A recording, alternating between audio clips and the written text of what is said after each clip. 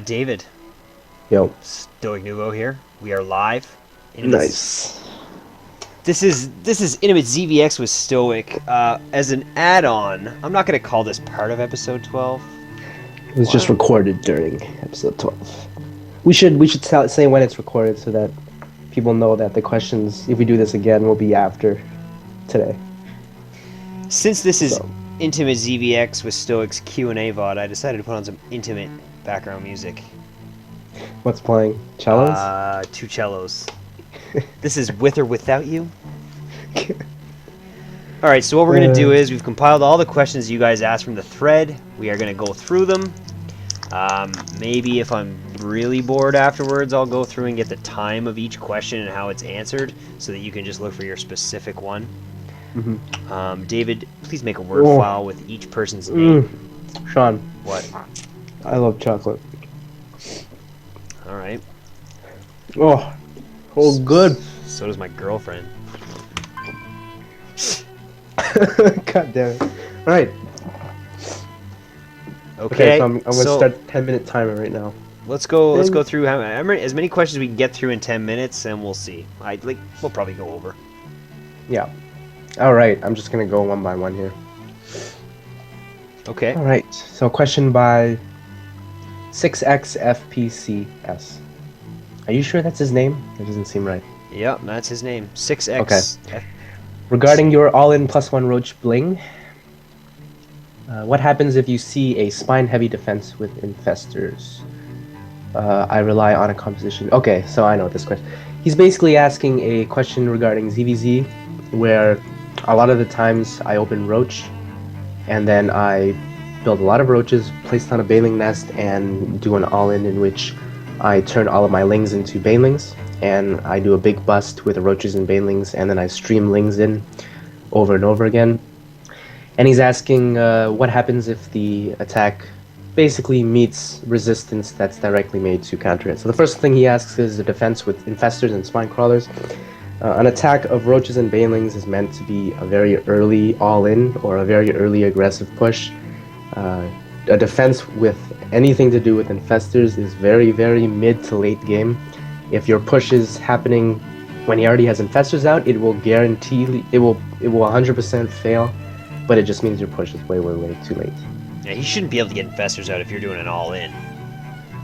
Yeah, not at all. So if you're having trouble with that, you're doing the push way, way too late. I mean, if you're doing the roach baneling push and he already has tier 2 basically, you're just doing it way too late. So make sure you fix those timings. That's now, all. he makes a comment here saying he likes a composition that is roach heavy. I just want to make sure you're not going a 200 army on pure roach with upgrades. That's not good. Do you want to talk about that a little bit? Just roach basically loses to any tech path. Hydralisks in the back do more damage to roaches. Infestors hard counter it. The only reason you would want to do 200 supply of roach that I can think of in a ZVZ would be if you have an absolutely ridiculous lead where if you show up and he has infestors, it's not going to matter because your 200 food is to his like 150. And even then, if you get fungal badly once, you can actually lose. Yeah. So tech is always good. Question. Yeah, ZVZ is a gas dump, guys. Just remember that. You need to be spending gas, and you can't spend a 3-base gas on pure roach. Even roaches use gas, so everything is gas heavy. Yeah, everything. But you're not going to use all your gas if you're getting roaches, roaches, even with upgrades. Once you're upgraded, you're done. Yep. Next question, Sanctus? All right, Santus. When David is discussing timings and such, he always refers to supply. I usually focus on the clock, like take my gases around 6-minute mark, especially in ZVP. Isn't the supply timings very susceptible to any sort of early pressure, like the Pokemon game? Blah, blah. Okay, so this is an interesting question. If I'm understanding this correctly, you're saying you like to base your timings, especially gas timings, on the actual game time instead of supply, because if the game changes in the early game, especially when he pressures you, then your timings will be off because your supply would be different. And yes, that is true. But I like to look at it as tech timings, especially layer timings, definitely should be based on game time. Tech timings at 7 minutes, 8 minutes, 9 minutes, 10 minutes, for example. Because that allows you to continue teching at the same number of times. So if I'm basing my layer tech timing based on supply, then obviously if I get pressured early, then minimally countering the pressure and basing it off time means that my layer is going to be way too late because I'm going to have less supply, which means everything's going to be late.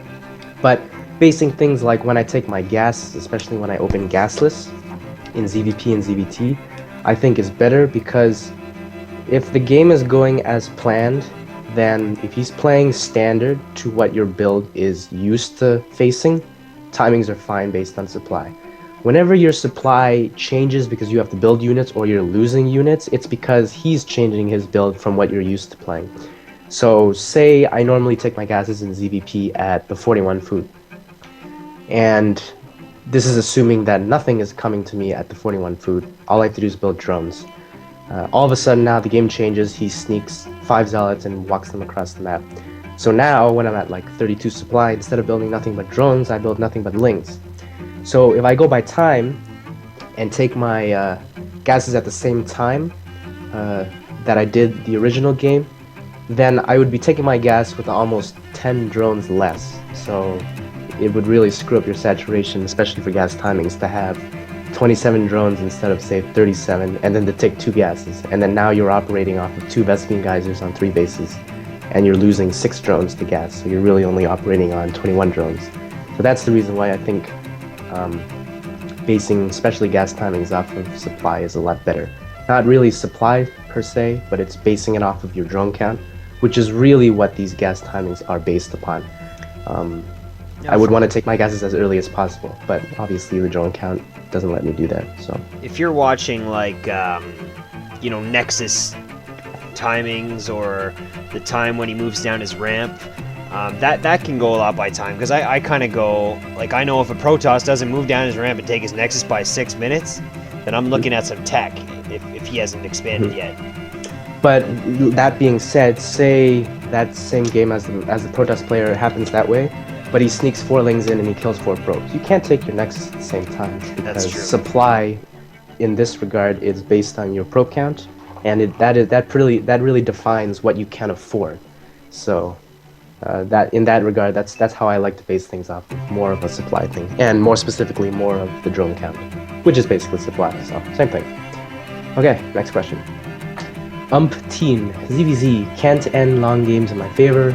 I've watched replays of mine where I win the first big roach infestor battle, but I just can't capitalize and end the game, basically. He goes on to say that he's having difficulty making decisions at the point, especially late game, where he's saying to himself, do I make mutas now? Do I try something else, etc. Alright, so ZVZ, especially late game, is really difficult sometimes to end the game, especially when your opponent goes infestors. It's very easy to get into that situation where you feel really frustrated that, you might be ahead of base, you might be ahead in drones, you might be ahead the entire game in engagements, but all it really takes, especially if the bulk of your army are roaches, is for him to build a bunch of spine crawlers and infestors, and it's very difficult to kind of run into it. But I think the biggest issue people have with ZVZ, and the reason why it's a little bit more frustrating than the other matches, is because in the other matches, it's easy to recognize that, oh, if he has 30 tanks on a planetary, I can't run into that. That's just the way the game works. I have to go Broodlords or something. Or if a Protoss player is in a map with only one tight entrance, all he has to do is force field it, and you can't run into that army ever, even if you have 200 supply and he has nothing but 4 sentries and 2 workers. You still can't do anything because all he has to do is force field it. So it's the same thing in ZVZ, and it's a little bit more volatile in the sense that infestors really, if they catch you out of position, can kill you. Same thing with banelings, etc. So I wouldn't look at the game as I can't win right now, because unless you are planning an all-in, unless you are planning, okay, I'm going to do this 17-minute all-in, in which case I'm attacking and he's going to die. Unless you're doing that, you should always be looking to improve your army and improve your econ. So it shouldn't be a game where you have a bunch of roaches and some hydras and infestors and you just don't know what to do from here. You keep attacking and then nothing happens. Just keep upgrading, keep expanding, and don't think that army composition is the only thing you can do in ZVZ. There are a ton of ZVZs that go into Broodlords, Ultralisks, Tier 3, 3/3 upgrades, 6, 7, 8, 9, 10 expansions, etc. And I think we did some VODs that go into tier 3, but definitely keep going up in tech and keep upgrading. And I'm sure you'll find that there's always something you can do to improve your army on. So, okay. Atlas JQ. Okay, this is a four-part Four question. part. He's got two ZVZ questions, a ZVT, and a ZVP. All right, we got time. We can answer all of them, I guess. So let's see. The first one is asking about ZVT. He's dealing with unorthodox heavy pressure off one base or two base, and how to identify it if you don't have map vision due to Hellions. For one base plays, okay, so he's saying you're opening hatch first. He wants to know how to prepare for basically things that you're not sure that are coming. Okay. So how to deal with unorthodox heavy pressure off one base or two base in ZVT. We just did a VOD on that in this episode.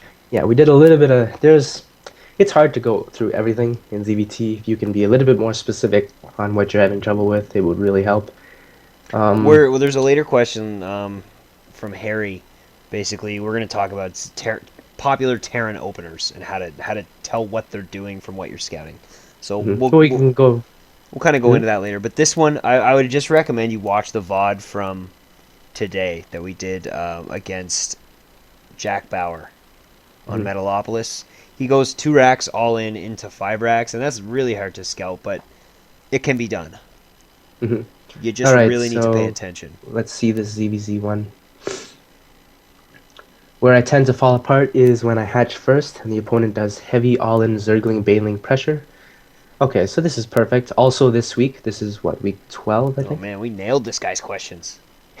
Yeah, week 12 we do have a very good replay against a very top 10 GM Zerg that does this. Energy. We're not sure who he is. We think he's Korean. So yeah, definitely check that game out, and you'll see how to not only deal with it in the early game in large amounts. I think he makes like 10 banelings or something. Yeah, he makes. But he how makes to transition out of it. Banelings. It's probably Nesty. It's not Nesty. It's probably Nesty. Okay. Another ZVZ. Let's see. Beyond the early game, when it seems to stabilize into both parties going Roach, Hydra, and Fester, how do you know when to attack, if at all? All right, so we went over this a little bit the previous question. ZVZ is all about, don't get into rut where, oh, I'm in the mid game now. I have Hydras, Roach, and Festers.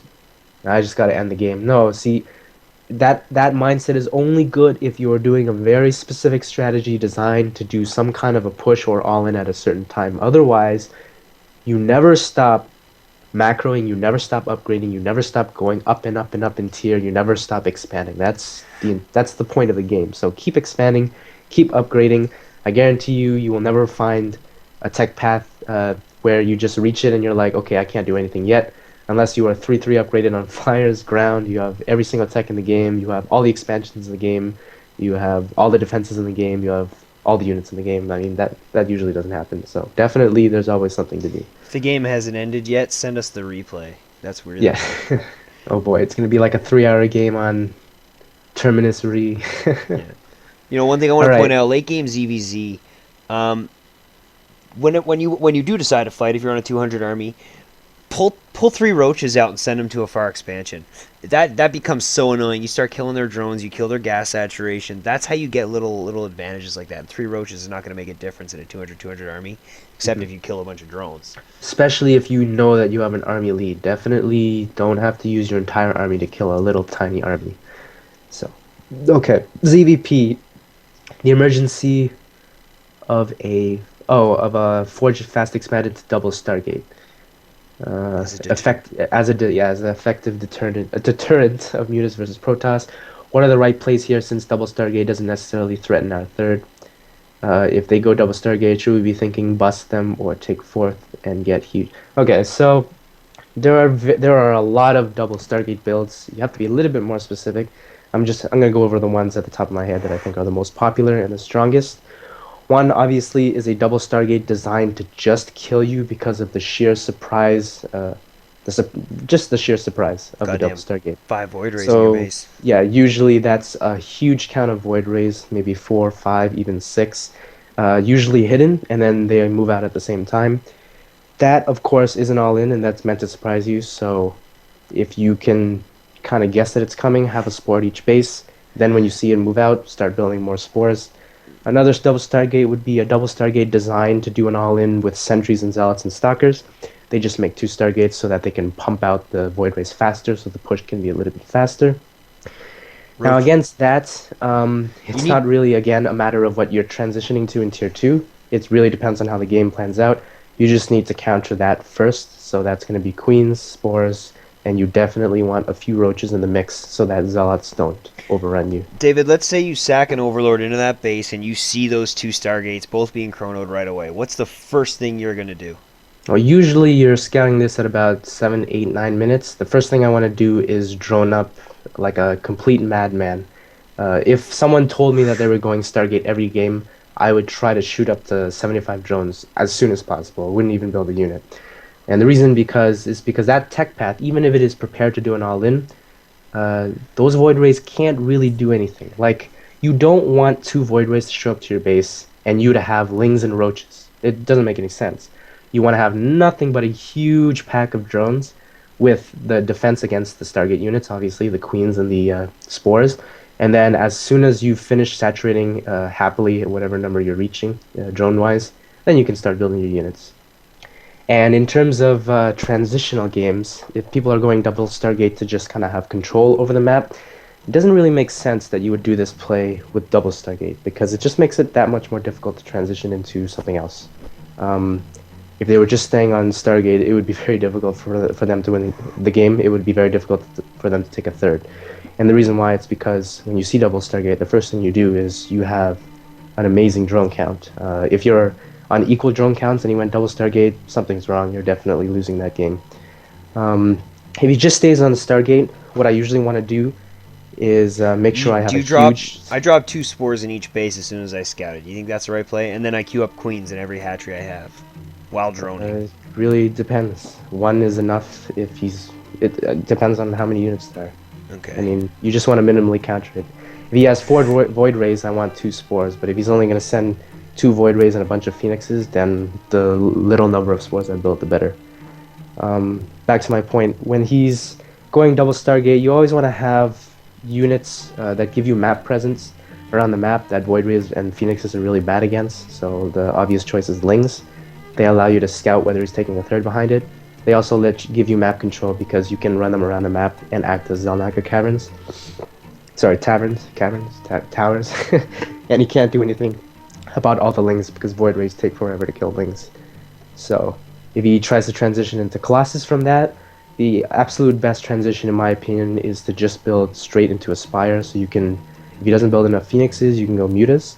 And if he builds too many Phoenixes, then you can go Corruptors. And Corruptors beat Phoenix Colossus. So, and he can't have the gas for a bunch of Stalkers with this, unless you should be able to outproduce him. Mm-hmm. And I think especially if it's an all-in type builds. Yeah, I think one of the things that people are having trouble with is they're playing games, and this is why you're saying Mutas are not viable against double Stargate, where they're literally going double Stargate to just do double Stargate. So this is talking like some stupid number of Phoenixes, like 16 Phoenixes or like 8 Void Rays. Now, if someone's playing like this, you don't need to know they're playing like this until like the 10-11 minute mark, when he's still attacking me and his count of 4 Void Rays just went to 8, or his count of 2 Phoenixes just went to like 10. And then obviously I'm not going to transition normally into Phoenixes. I'll put down a Hydra Den and be forced to go Hydras. But if someone does this, then there's no threat of Colossus, there's no threat of anything behind this. So it's really just a bad build. It's like a Terran player building a huge number of Marines, and then he doesn't tech into anything. No factory, no starport, no tanks. Of course he's going to come back with like triple the number of Marines. But it's just Marines, so just deal with it accordingly and you'll be fine. Okay, and the last one I have here is from Harry. Yep. Wants to know a little about ZVT openers. Why don't you touch real quick on, you send your drone at 13, your 13th drone? 13, 14, around there. 13 or 14 supply at the beginning of the game. Okay. Is a good time to send What do you look for? You get in the main, you don't see a gas, you see 1 barracks. What are you thinking? So what I'm looking for, the first thing is gas. Like if I had a choice I would teleport my drone to their Vespene geysers ASAP. Gas tells you whether you have to be scared of Hellions or Tech, and it tells you if all he's going to have is Marines. So not seeing the gas basically means that you have to decide whether he's doing a 2-Rex or whether he's doing just a 1-Rex into a CC. And of course, that's scouted a little bit later in the game, where if you can kind of situate a unit close to the second base, you can see if the CC is being built. Or just take a Zelniger Cavern and you'll be able to see units in masses stream across the map if he actually has more than 1-Rex. If you see a gas, the most common opening is, well, actually the only opening that Terrans do from that is to build a factory. It doesn't mean Hellions, it just means it opens up their tech because they need the factory to build anything after that. Could be Reapers. Yeah, it could also be Reapers, but the good thing is your drone scout will be able to see a tech lab on the racks, so you'll know Reapers are coming. I think he's talking more about dealing with like those weird all-ins in the mid-game between like the 6 and the 10-minute mark. Yeah. You just have to really watch the replays of the games you're losing and know what kind of builds can kind of kill you. Because even though you can be surprised in that time, the game in ZVT has been pretty standardized, where most standard Zerg openings off of 15 hatch counter most things really, really well. And for example, yeah. Don't be afraid to make a set of links, send it at his base. If he's containing you with Hellions, send an Overlord towards his base. They're only Hellions, they can't shoot up. If you see Marines coming, you know he's going Marine Hellion. Like it's if you see a shitload of Marines, you're gonna see anything you need to see with your Overlord. Yeah, and the number of Hellions tells you a lot too. Like don't always say to yourself, if he's going Hellions, I want to counter it with this. If he's going Banshees, I want to counter it with this. Because you can't counter everything. Or else, you know, your mid-game is going to look like 6 Queens, Banelings, Zerglings, Roaches, Spinecrawlers, and Spores. And if you build that every time, then whenever he's doing none of that, yeah, you're just going to be getting more behind and more behind. But it's things like, say I have a lot of Lings, and all of a sudden there are 10 Hellions outside of my base. So, yes, it's true. It's impossible for me to actually scout this now. I can't tell if he's going mech. I can't tell if he's coming across with Marauders. I can't tell if he's coming across with Marines. I can't even tell if he's doing some weird build where he's building a Cloak Banshee behind this. But I can prepare for all of them by just keeping my army value up. So if I see that and I have nothing but Lings, I'm not going to put down a Roach Warren and counter it with Roaches. I'm just going to maybe morph 6 or 7 Banelings. So if he goes all in with just Marauders and Hellions, at least I have a counter to the Hellions and a counter to the Marauders. Or if I feel unsafe at the number of Hellions I see and I build 3 Spinecrawlers, then regardless of what type of push comes, the 3 Spinecrawlers will still be useful. And yeah, basically that's the gist of it. Okay, you want to cap it there and do the other questions next week? Or want to keep going? We'll cap there. No, we're capping. All right, well that was very intimate ZBX with Stoic. We'll call it Intimate Q&A with Stoic. All right. Everything is intimate with Intimate CDX. Okay, thanks for watching, Okay, guys, see you next week. Comment Adios. on the thread. Peace. Yeah, we love the comments. Thanks a lot.